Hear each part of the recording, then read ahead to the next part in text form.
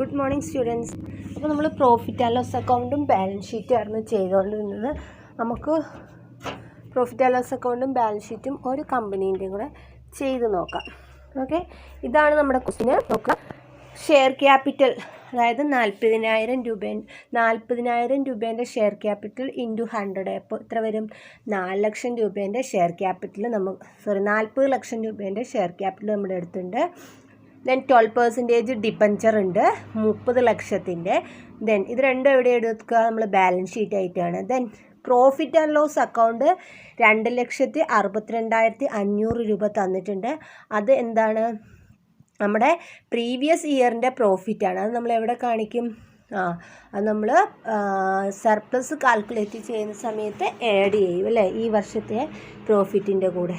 Next bills payable 3,70,000 balance sheet ആയിട്ടാണ്. Creditors balance sheet ആയിട്ടാണ്. Sales revenue ആയിട്ട് profit and loss അക്കൗണ്ടിൽ കാണിക്കും.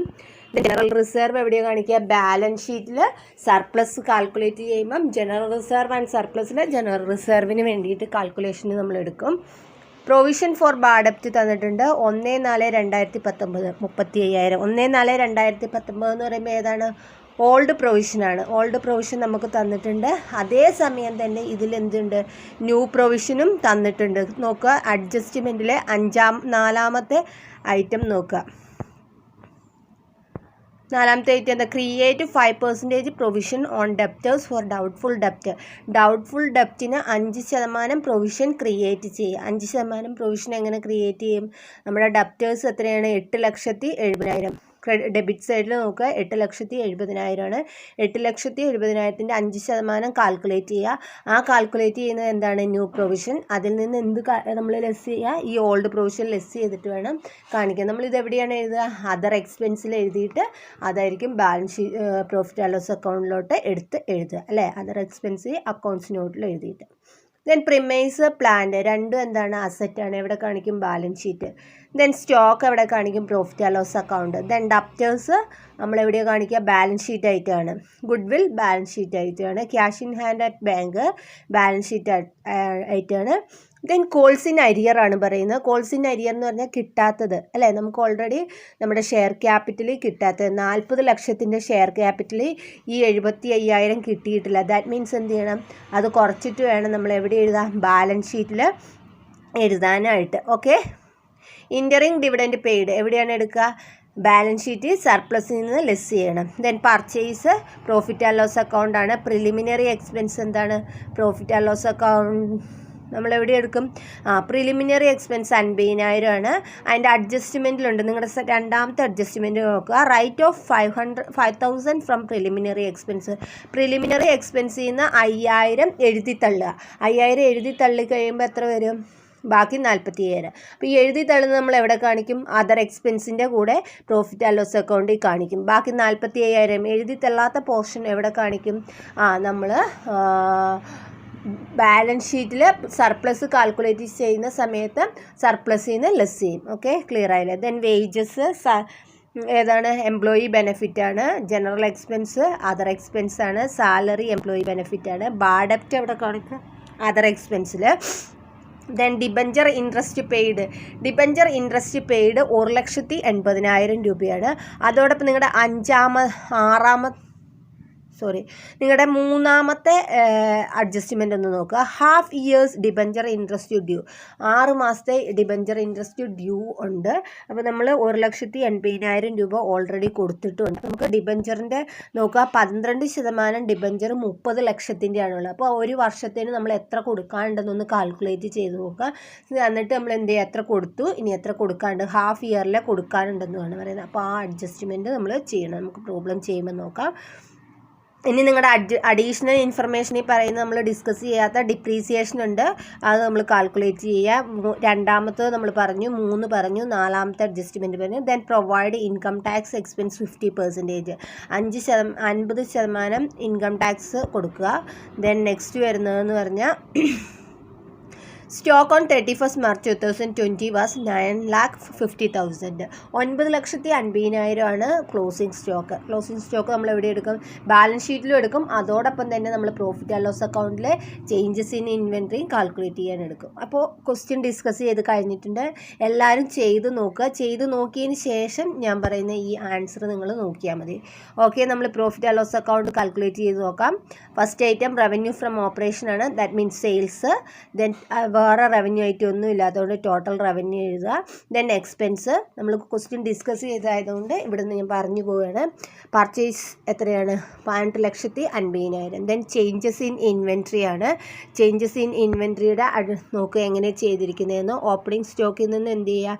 ക്ലോസിംഗ് സ്റ്റോക്ക് ലെസ് ചെയ്യുക. ക്ലോസിംഗ് സ്റ്റോക്കാണ് ഇവിടെ കൂടുതൽ, സോ മൈനസ് ഫിഗറാണ് വരുന്നത്. സോ അതവിടെ കാണിക്കുക. ചേഞ്ചസ് ഇൻ ഇൻവെൻട്രി നിങ്ങൾക്ക് ഇനി അവിടെ അക്കൗണ്ട്സ് നോട്ടിൽ എഴുതണമെന്നില്ല. 2 ഐറ്റമൊക്കെയുള്ള ഇവിടെ തന്നെ എഴുതി കാണിക്കുക കേട്ടോ. നമ്മൾ മുന്നുള്ള ക്വസ്റ്റ്യനിലൊക്കെ ഇവിടെ തന്നെയാണ് എഴുതിയിട്ടുള്ളത്. Then employee expense. എംപ്ലോയി എക്സ്പെൻസിൽ എന്തൊക്കെ വരും? വേജസും സാലറിയും ആഡ് ചെയ്ത് കാണിക്കുക. Then finance cost. Finance cost എന്ന് പറയുന്നത് നോക്കുക. Finance cost interest on debenture paid. Interest on debenture ആണ് നമുക്ക് ഫിനാൻസ് കോസ്റ്റിൽ വരുന്നത്. അപ്പോൾ ഇൻട്രസ്റ്റ് ഓൺ ഡിബഞ്ചർ എവിടെയാണ്? നമ്മൾ 1,80,000 കൊടുത്തിട്ടുണ്ട്. ഇനി എത്ര കൊടുക്കാനുണ്ടെന്ന് നമുക്ക് കാൽക്കുലേറ്റ് ചെയ്ത് നോക്കാം. ഓക്കെ, നോക്കുക.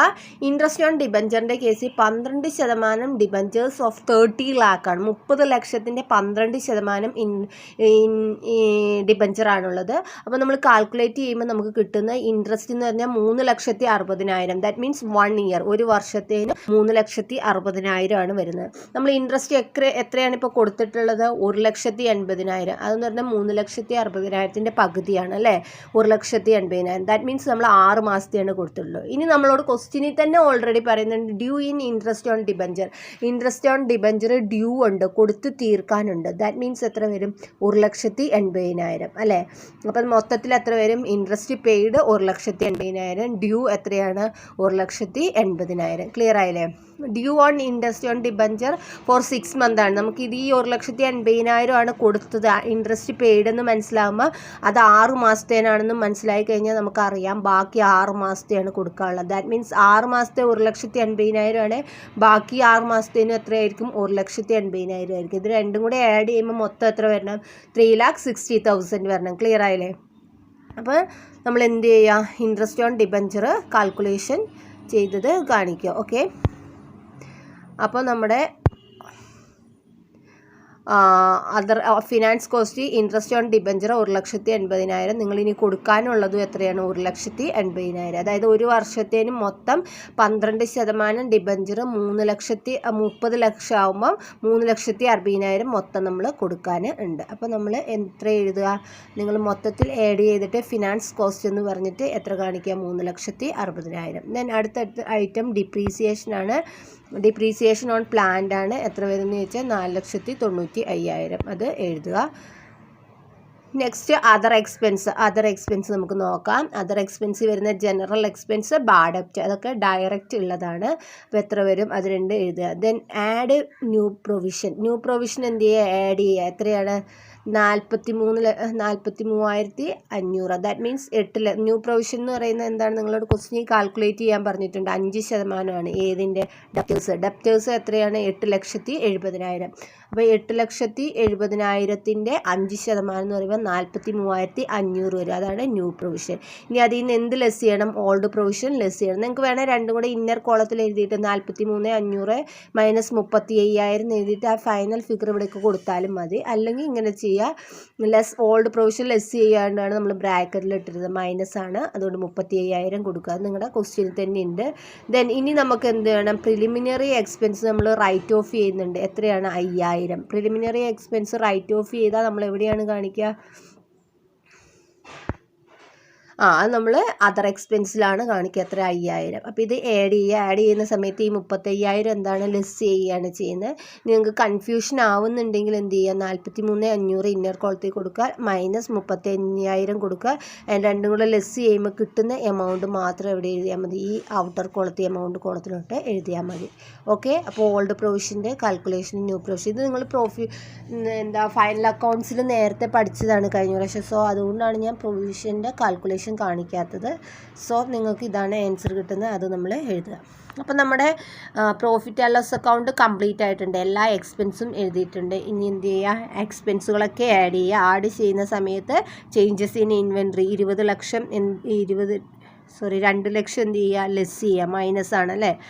സോ നിങ്ങൾക്ക് കിട്ടുന്ന 37,90,000 ആണ്. ദെൻ ഇനി പ്രോഫിറ്റ് ബിഫോർ ടാക്സിന് മുൻപുള്ള പ്രോഫിറ്റ് എന്ന് പറഞ്ഞാൽ എന്ത് ചെയ്യാം, റവന്യൂന്ന് എക്സ്പെൻസ് ലെസ് ചെയ്യുക. അപ്പോൾ നമുക്ക് കിട്ടുന്ന 3,60,000 ആണ്.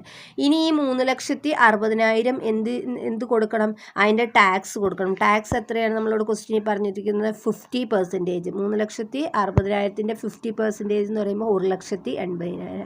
അപ്പോൾ ടാക്സ് ലെസ് ചെയ്ത് കഴിഞ്ഞാൽ provision for tax for current year less ചെയ്യുന്നത് നമുക്ക് എന്ത് കിട്ടും, പ്രോഫിറ്റ് ഫോർ ദി ഇയർ കിട്ടും, ഈ വർഷത്തെ കിട്ടും, 1,80,000. ഓക്കെ, 50% ആയതുകൊണ്ടാണ് രണ്ടും ഈക്വൽ എമൗണ്ട് ആയിട്ട് വന്നിട്ടുള്ളത്. ദെൻ ഏണിംഗ് പെർ ഷെയർ എങ്ങനെ കാൽക്കുലേറ്റ് ചെയ്യും, നമുക്ക് മൊത്തം എത്ര ഷെയർ ആണുള്ളത്, 40,000 ഷെയർസാണ്. അതേ അപ്പോൾ എത്രയാണ് പ്രോഫിറ്റ് ഉള്ളത്, 1,80,000. 1,80,000 ഡിവൈഡഡ് ബൈ 40,000, 4.5 പ്രോഫിറ്റ് വരുന്നത്.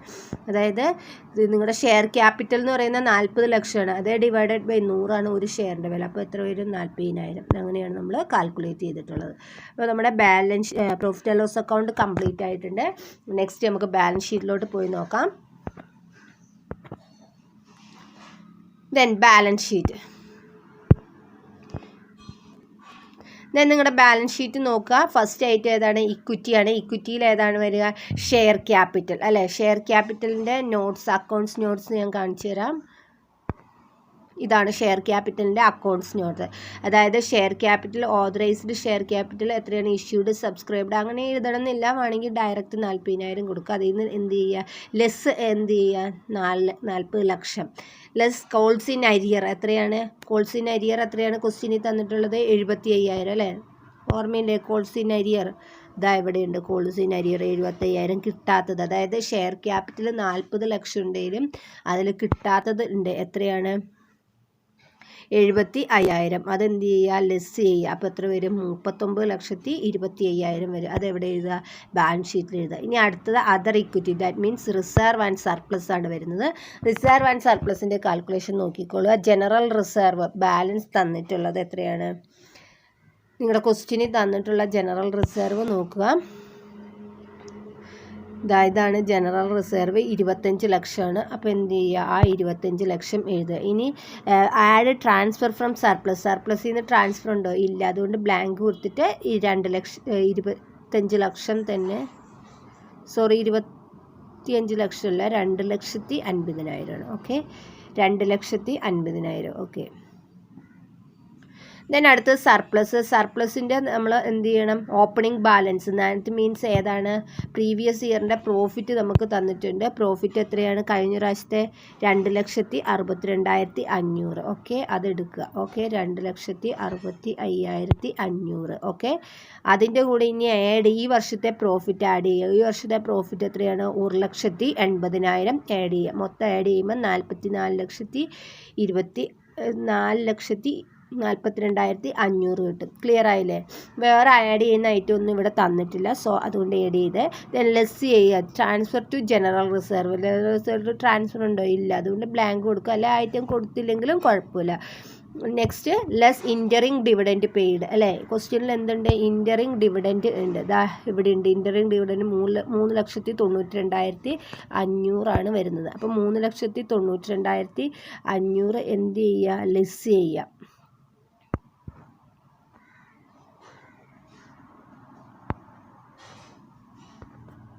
3,92,500 ലെസ്. ഇനി എന്തും കൂടെ ലെസ് ചെയ്യണം, പ്രിലിമിനറി എക്സ്പെൻസ് അല്ലേ.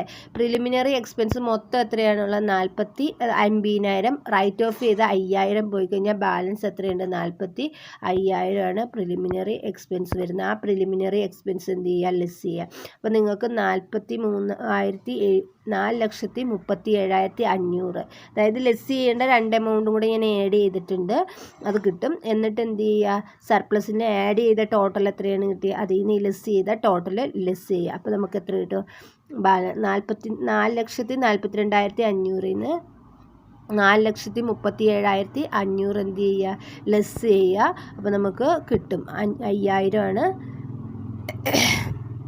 കിട്ടുന്നത്. ആ 5000 എന്ത് ചെയ്യുക, മൈനസ് ഫിഗർ ആണല്ലേ വന്നത്. അപ്പോൾ ആ 5000 എന്ത് ചെയ്യുക, നിങ്ങൾ ആഡ് ചെയ്യുക. അപ്പോൾ എത്ര വരും, മൊത്തത്തിൽ എത്ര വരും? നമുക്ക് ഈ 2,55,000 ആണ് വരുന്നത്. ഓക്കെ, അപ്പോൾ 2,55,000 നിങ്ങൾക്ക് കിട്ടും. ഇനി എന്ത് ചെയ്യുക, ഈ ഐറ്റംസ് എവിടേക്ക് എഴുതുക, നിങ്ങളുടെ ബാലൻസ് ഷീറ്റിലോട്ട് എഴുതുക. അതായത് 2,55,000 എഴുതുക. ദെൻ അടുത്തത് ലൈബിലിറ്റി ആണ് വരുന്നത്. ലൈബിലിറ്റിയിൽ ഫിനാൻഷ്യൽ ലൈബിലിറ്റിയിൽ ബോറോയിങ് എത്രയാണ് വരിക, നമുക്ക് കടം വാങ്ങിയിട്ടുള്ളത് ലോങ് ടൈം ബോറോയിങ്സ് ഉണ്ട് അല്ലേ. ക്വസ്റ്റ്യനെ നോക്കി അറിയാം. ലോങ് ടൈം ബോറോയിങ്സ്, അതായത് ഡിബഞ്ചർ ആണ് എന്തെന്ന് പറയുന്നത് നമ്മുടെ ലോങ് ടൈം ബോറോയിങ്സ്. അതായത് എത്ര വരും, 30 ലക്ഷമാണ് വരിക ഡിബഞ്ചർ. അപ്പോൾ എന്ത് ചെയ്യുക, ഡിബഞ്ചർ കൊടുക്കുക 30 ലക്ഷം. ഓക്കെ, ക്ലിയർ ആയില്ലേ. ലോങ് ടൈം ബോറോയിങ്സ് അല്ലെ, ഇവിടെ ഡിബഞ്ചർ എന്ന് വേണമെങ്കിലും എഴുതാം. Okay, then current liability, financial liability, trade payables എത്രയാണ് വരുന്നത്, ബോറോയിങ്സ്, ട്രേഡ് പേയബിൾസ്, സൺട്രി ക്രെഡിറ്റേഴ്സും ബിൽസ് പേയബിളും ഉണ്ട്. രണ്ടും കൂടെ ആഡ് ചെയ്യുമ്പോൾ നമുക്ക് 7,70,000 കിട്ടും. ഓക്കെ, 7,70,000. അടുത്തത് അതർ കറണ്ട് ലൈബിലിറ്റീസ് ആണ് വരുന്നത്. Other current liabilities interest on loan, debenture, accrued and due അല്ലേ. നമുക്ക് ഡ്യൂ ഉള്ളു. ഇൻട്രസ്റ്റ് ഓൺ ലോൺ എന്തുണ്ട്, interest on loan or debenture accrued. ഡിബഞ്ചറിൻ്റെ എന്തുണ്ട്, ഇൻട്രസ്റ്റ് കൊടുത്തു തീർക്കാനുണ്ടല്ലേ. ഡ്യൂ ഇല്ലേ, അതെന്താണ്, നമുക്ക് ലൈബിലിറ്റിയാണ്. സോ എന്ത് ചെയ്യുക, ഡിബഞ്ചറിൻ്റെ ലൈബിലിറ്റി നമ്മൾ കാൽക്കുലേറ്റ് ചെയ്ത് വെച്ചിട്ടുണ്ട്. എത്രയാണ്, ഡ്യൂ 1,80,000. അതെന്താണ്, നമ്മുടെ ലൈബിലിറ്റി ആണ്. സോ എന്ത് ചെയ്യുക, ആ ലൈബിലിറ്റി കാണിക്കുക, ഡിബഞ്ചർ ലൈബിലിറ്റി. അതർ ലൈബിലിറ്റിയിൽ എന്ത് ചെയ്യുക, ഡിബഞ്ചറിൻ്റെ ലൈബിലിറ്റി 1,80,000. ഇനി എന്തുണ്ട്, പ്രൊവിഷൻസ് ഉണ്ട് അല്ലേ, ഷോർട്ട് ടൈം പ്രൊവിഷൻസ്. ഏതാണ്, നമ്മുടെ ടാക്സ് അല്ലേ. ടാക്സ് നമ്മുടെ ഷോർട്ട് ടൈം പ്രൊവിഷൻസ് ആണ്. അതും ലെസ് ചെയ്യുക. ലെസ് അല്ല, അതും എവിടെ എഴുതുക. ഓക്കെ, ഷോർട്ട് ടൈം പ്രൊവിഷൻസ് നിങ്ങൾക്ക് വേണേൽ കാണാം. പ്രൊവിഷൻ ഫോർ ടാക്സ് 1,80,000 ആണ് വരുന്നത്. ദെൻ അതും ബാലൻസ് ഷീറ്റിൽ എഴുതുക. അപ്പോൾ നിങ്ങളുടെ ലൈബിലിറ്റി സൈഡ് കംപ്ലീറ്റ് ആയിട്ടുണ്ട്. ദെൻ ഇനി എന്ത് ചെയ്യുക, അസറ്റ് സൈഡിലോട്ട് പോകുക. അസറ്റ് സൈഡിൽ പ്രോപ്പർട്ടി, പ്ലാന്റ് ആൻഡ് എക്വിപ്മെൻറ്റ് വരുന്നുണ്ട്. അതിൻ്റെ കാൽക്കുലേഷൻ നോക്കുക. ഡിപ്രീസിയേഷൻ ഉണ്ടായിരുന്നു. Land and building less depreciation ഉണ്ടോ, ഇല്ല. അതുകൊണ്ട് ഡയറക്റ്റ് ആയ എമൗണ്ട് തന്നെ. പ്ലാന്റ് ആൻഡ് മെഷീനറി ഡിപ്രീസിയേഷൻ ഉണ്ടോ, ഉണ്ട് അല്ലേ. നമ്മൾ കാൽക്കുലേറ്റ് ചെയ്തിരുന്നു. ആ കാൽക്കുലേറ്റ് ചെയ്ത് 4,90,000 ലെസ് ചെയ്യുക. ബാലൻസ് ഇതാണ് വരുന്നത്. അപ്പം മൊത്തത്തിൽ 58,77,000 വരും. അതെവിടെ എഴുതുക, ബാലൻസ് ഷീറ്റിൽ property, plant and equipment. Then good വില്ലുണ്ട് നിങ്ങളുടെ ക്വസ്റ്റ്യനിൽ. ഗുഡ് വില്ലും എന്താണ്, നിങ്ങളുടെ അസറ്റ് തന്നെയാണ് വരുന്നത്. സോ എഴുതുക. നെക്സ്റ്റ് കറണ്ട് അസറ്റാണ്. കറണ്ട് അസറ്റ് ഇൻവെൻട്രി മീൻസ് ഏതാണ് വരുന്നത്, നമ്മുടെ ക്ലോസിംഗ് സ്റ്റോക്ക് 99,50,000 ആണ് വരുന്നത് ക്ലോസിംഗ് സ്റ്റോക്ക്. ഓക്കെ, അത് കാണിക്കുക. ക്ലിയർ ആയില്ലേ, ക്ലോസിംഗ് സ്റ്റോക്ക് കാണിക്കുക. ദെൻ അടുത്തത്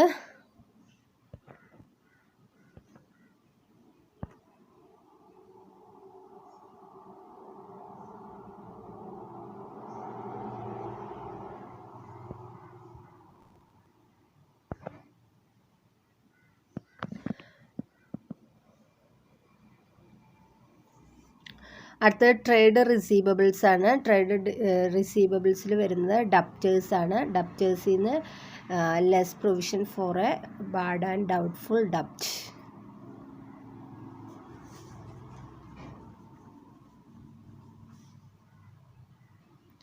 അപ്പോൾ അതിൽ നിന്ന് എന്ത് ലെസ് ചെയ്യുക, നിങ്ങളുടെ പ്രൊവിഷൻ അല്ലേ. ന്യൂ പ്രൊവിഷൻ എത്രയാണ്, 43,05,000 ആണ്. സോ ഇത് അഡ്ജസ്റ്റ്മെൻറ്റ് അക്കൗണ്ട്സ് നോട്ടിൽ വരുന്നതാണ്. ഈ ബാലൻസ് ഷീറ്റിൻ്റെ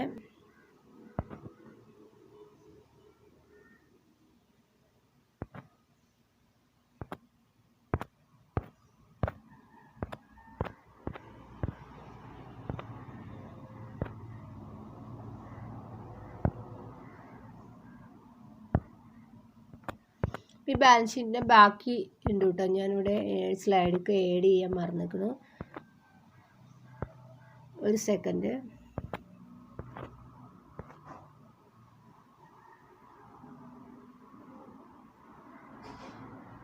നിങ്ങൾ എന്ത് ചെയ്യുക, കംപ്ലീറ്റ് ചെയ്യുക കേട്ടോ. ഞാൻ അടുത്ത വീഡിയോ